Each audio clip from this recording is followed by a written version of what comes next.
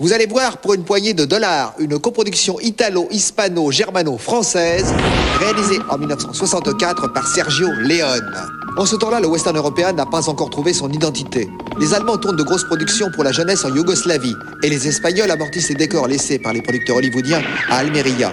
C'est à Almeria justement que Sergio Leone, qui n'a pas tourné depuis le Colosse de Rhodes 3 années auparavant, décide de réaliser les extérieurs de son ambitieux projet, un remake inavoué héros-western d'un grand classique du cinéma japonais, Yojimbo de Kurosawa.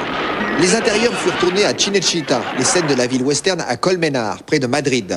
Le succès mondial remporté par Pour une poignée de dollars ouvrit la porte à 4 autres westerns, eux aussi réalisés par Sergio Leone.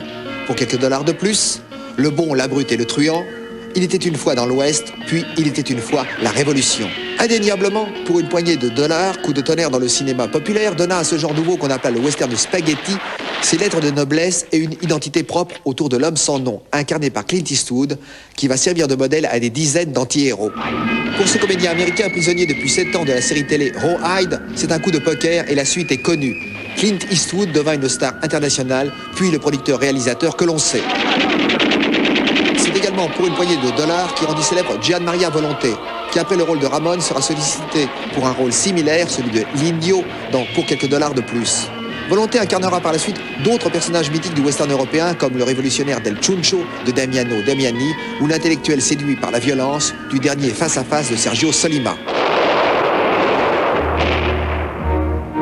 La musique est signée Ennio Morricone. Le film marqua également pour le grand compositeur italien le début d'une prodigieuse carrière.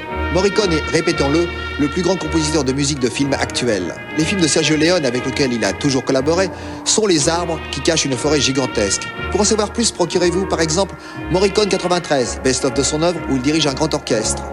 Les coffrets collectifs Spaghetti Western 1 et 2, où l'on retrouve Morricone et d'autres maîtres.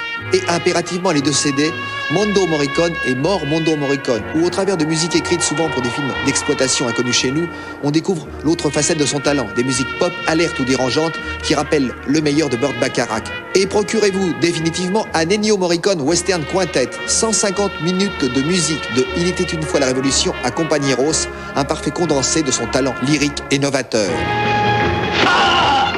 Maintenant, regardez, avec son poncho usé, son chapeau d'ombre, ses yeux quasi fermés, son visage impassible, l'homme sans nom s'avance pour le pire.